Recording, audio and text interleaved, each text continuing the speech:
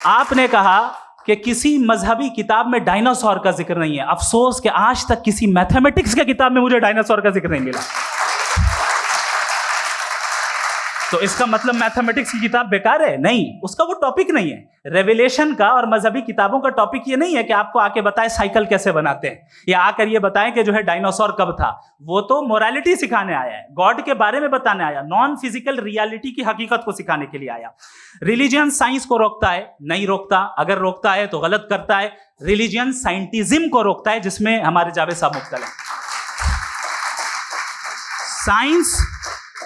Science और scientism में फर्क है।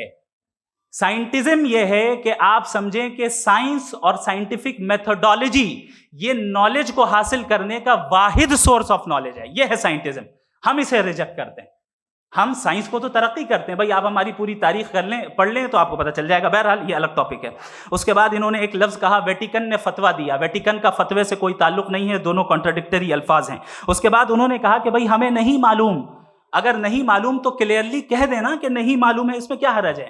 तो वही तो मैं कह रहा हूं ना कि आप कह दें कि नहीं मालूम, लेकिन क्लेम क्यों कर रहे हैं कि गॉड एग्जिस्ट नहीं कर रहा है?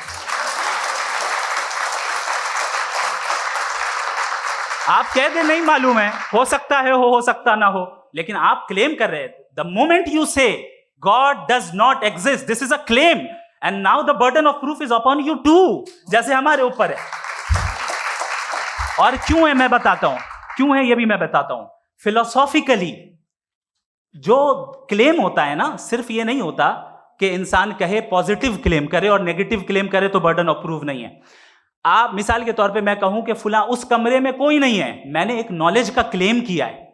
उस कमरे में कोई नहीं है, मैंने एक नॉलेज का क्लेम किया। या तो मैं कहूं मुझे नहीं पता, हो भी सकता है नहीं भी हो सकता है, this is not a claim.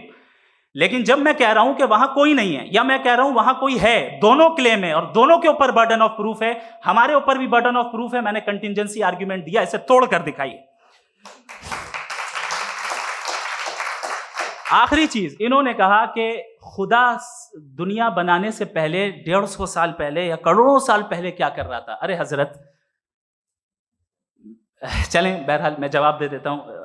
आप हमारे रिस्पेक्टेड पर्सनैलिटी हैं, अगर आप नहीं होते तो मैं ऐसे एंटरटेन ही नहीं करता।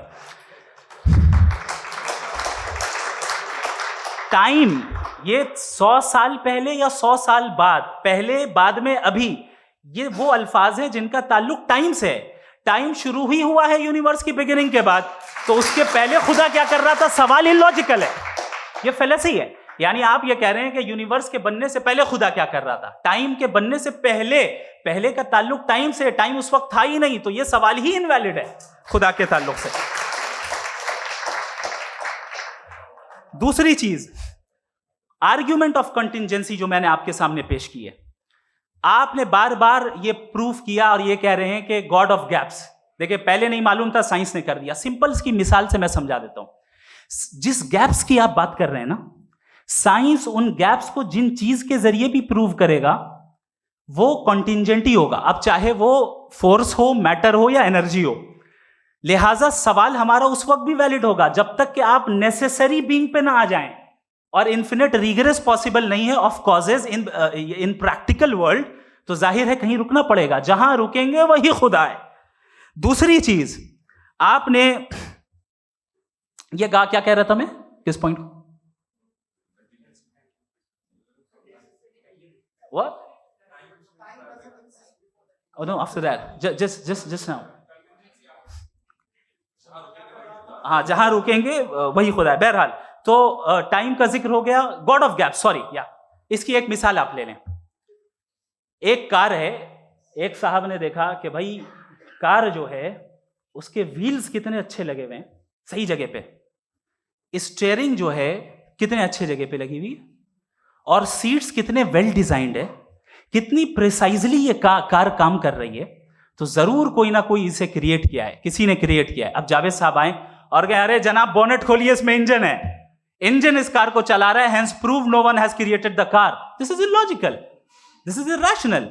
आपने इंजन के जरिए उस गैप को तो साबित किया, लेकिन क्या उससे कार की जो क्रिएशन है और उसका जो क्रिएटर है ये इम्पॉसिबल हो जाए? ऐसा पॉसिबल है? उसका सवाल खत्म हो जाए, ऐसा पॉसिबल है? नहीं। आपने गैप्स को फिल करके, कॉन्टिंजेंट चीजों से गैप्स को फिल करके हमारे ऑब्जर्वेशन को और ब्रॉड कर दिया। अब हमें और पता चल गया कि ये जो कार है इसका सिस्टम कितना ज्यादा कॉम्प्लेक्स है। पहले कम समझते थे, अब कॉम्प्लेक्सिटी और ज्यादा वाजे हो गई। अब हमें समझ में आ रहा है कि हमारी सर्टेनिटी और बढ़ गई कि जरूर इस कार को किसी ना किसी ने बनाया। यही मामला यूनिवर्स का है। साइंस हमेशा फिजिकल वर्ल्ड की चीजों को ही फिल करती जाएगी और फिजिकल चीजों से ही करती जाएगी, क्योंकि एम्पिरिकल एविडेंस का ताल्लुक फिजिकल वर्ल्ड से है। आप साइंस के जरिए मेटाफिजिकल रियलिटी को कभी साबित नहीं कर सकते। ये रॉन्ग टूल का इस्तेमाल करना है। ये वही काम है कि आप मेटल डिटेक्टर से प्लास्टिक डिटेक्टर करने चलें, जो कि जाहिर है सही नहीं है। Thank you.